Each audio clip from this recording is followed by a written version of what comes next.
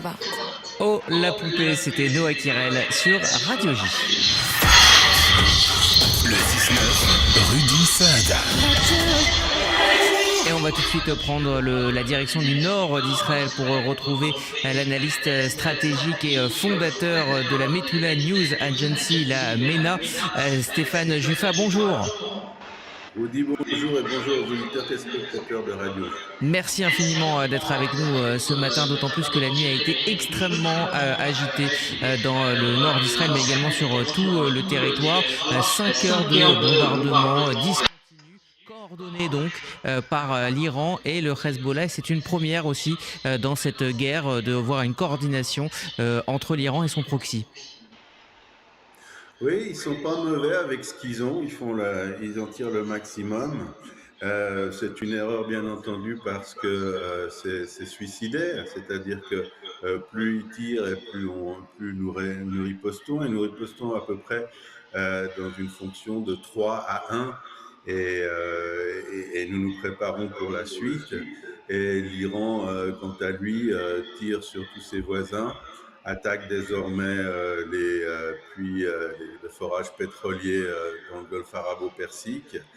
Et il amène ainsi, il précipite sa fin. Mais pour les Israéliens, pour les habitants de Metula et de toutes les localités frontalières, c'est très compliqué. C'est-à-dire que cette nuit, on a tout simplement reçu 300 roquettes du Hezbollah depuis notre frontière jusqu'à Tel Aviv.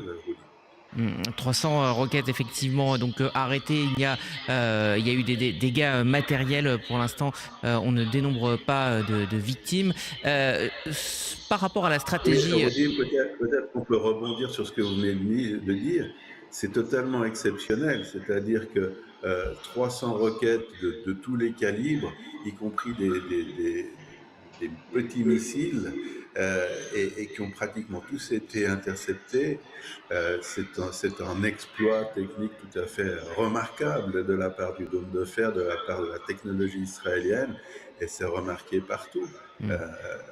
Mais le fait qu'il n'y a pas eu de blessés graves et de morts cette nuit est un phénomène qui change les données de l'art de la guerre. Si la guerre peut être effectivement. C'est extrêmement important pour les Israéliens et cela change effectivement beaucoup de choses.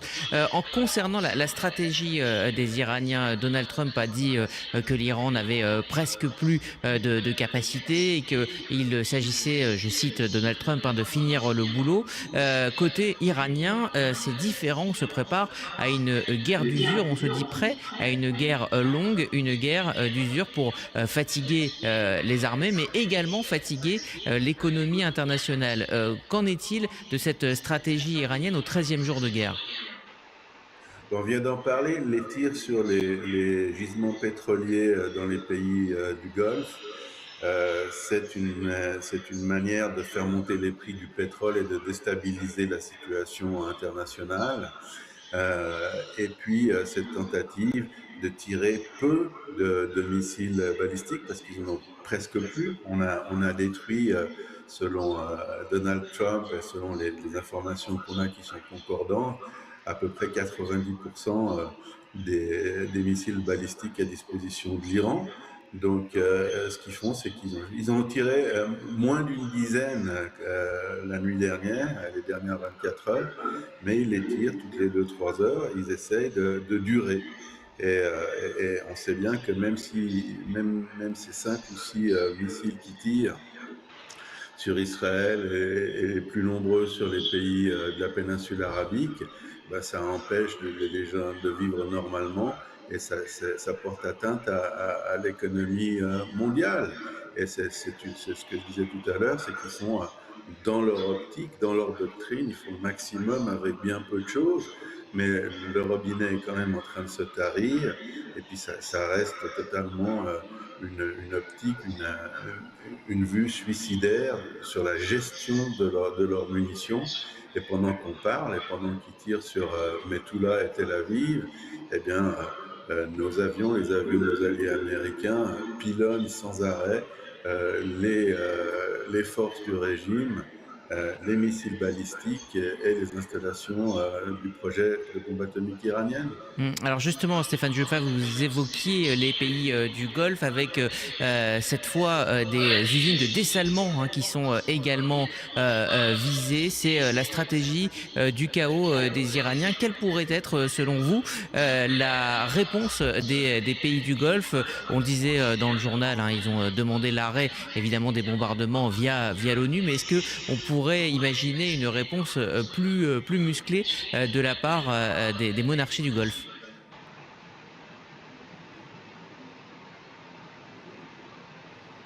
Oui, alors, je ne sais pas si vous m'entendez, parce que On vous entend je Stéphane pense pas Giffard. des problèmes techniques. Ok, ok. On peut pas, on n'a pas besoin de l'intervention militaire des pays du Golfe. Ils n'ont pas la capacité de le faire, ni en nombre d'armements, ni en qualité d'armement. Et puis quand on a les États-Unis, la Navy, l'Air Force et puis le Khalavir, l'aviation israélienne, on n'en a pas besoin. Ils peuvent s'occuper à défendre leur position. Maintenant, les attaques contre les usines de désalinisation, c'est très important, c'est-à-dire qu'ils peuvent priver des régions entières du Golfe arabo-persique, de la péninsule arabique, ils peuvent les priver d'eau potable, ça devient inviable. Donc ils savent quoi toucher. Ce à quoi on se prépare, c'est assez simple. On va accentuer encore, si c'est possible, nos frappes sur les objectifs que je viens de citer. Les Américains s'apprêtent à attaquer l'île de Kirg, dans le détroit d'Ormuz. C'est à partir de là qu'ils envoient notamment des pétroliers avec des cargaisons à destination de leurs amis, ce qui leur amène des devises.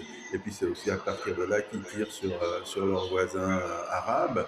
Et puis nous, en Israël, on fait la même chose, c'est-à-dire qu'on a, à partir de hier soir, on mobilise des troupes de réserve et on n'a vraiment pas le choix, on s'apprête à une opération terrestre d'envergure au Liban. Alors justement, je Oui. voulais parler avec vous de cette opération que préparaient les Israéliens. Où en est déjà l'opération israélienne actuelle au Liban et on parle d'une zone tampon qui pourrait s'étendre. Quels sont les objectifs des Israéliens au sud Liban dans cette offensive qui est menée face au Hezbollah? Alors, le sud Liban est pratiquement vide de chiites et de combattants du Hezbollah. Mais ce qu'il faut que nos amis auditeurs et spectateurs comprennent, c'est qu'il s'agit vraiment d'une guerre de guérilla. C'est-à-dire qu'on peut occuper le terrain. Maintenant, si on regarde la vallée, la moitié du sud Liban qu'on voit depuis la rédaction, ça a l'air très paisible et bucolique. Mais il suffit de cellules de deux terroristes du Hezbollah planqués et ça c'est un autre élément qu'il faudra étudier quand on aura un petit peu le temps, c'est-à-dire que c'est une doctrine totalement suicidaire.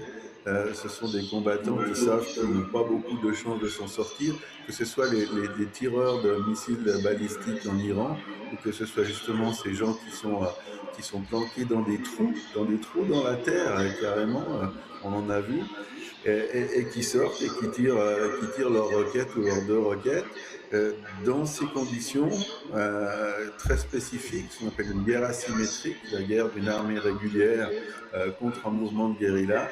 Eh ben, la seule possibilité, c'est d'occuper le terrain, malheureusement. Il faut des dizaines de milliers de soldats pour s'assurer justement, trou après trou, buisson après buisson, que ces gens disparaissent, parce qu'on ne peut pas vivre même avec 10 roquettes par jour, avec 5 missiles balistiques. La victoire, ça veut dire qu'on annule ses capacités. Il n'y a pas le choix. Au niveau stratégique, il n'y a pas le choix. On ne peut pas admettre qu'un puits de forage de pétrole soit attaqué par jour dans la péninsule arabique. On ne peut pas se permettre que 5 roquettes et un missile balistique soient tirés sur Israël. La vie n'est pas possible comme ça. Et c'est pour ça qu'il faut prendre les mesures nécessaires que je viens de décrire et pour lesquelles on a vraiment pas le choix. Mmh. Dans 2 jours, il va y avoir, si rien ne change, il va y avoir une offensive généralisée sur le Liban Très pour prendre du territoire. très Prendre du rapidement, territoire. Stéphane Juffa, est-ce Je que vous en prie. le gouvernement libanais parle, régulier donc, hein, pas le Hezbollah, est-ce que le gouvernement libanais parle avec les Israéliens en coulisses? Oui, même pas en coulisses. On a une connexion directe maintenant. Oralement, ils sont excellents et toute tous les acteurs libanais en ordre sur le fait qu'ils formaient le par le Hezbollah lui-même, même traditionnelle de Hezbollah, c'est-à-dire le mouvement Hamal, l'autre organisation chiite libanaise, Mmh. on est tous d'accord, sauf qu'ils ne le font pas. Sauf que l'armée est réticente parce qu'elle a peur d'une guerre civile, parce qu'elle a peur de problèmes. Elle est seule à Mmh. faire le ménage. Cette salle, on va Merci. continuer Ah, bah, voilà, le son a été, coupé, la liaison est difficile avec Mettoula. Merci à vous Stéphane, Juffa, c'était en direct du nord d'Israël, de la frontière israélo-libanaise. Merci pour cette analyse.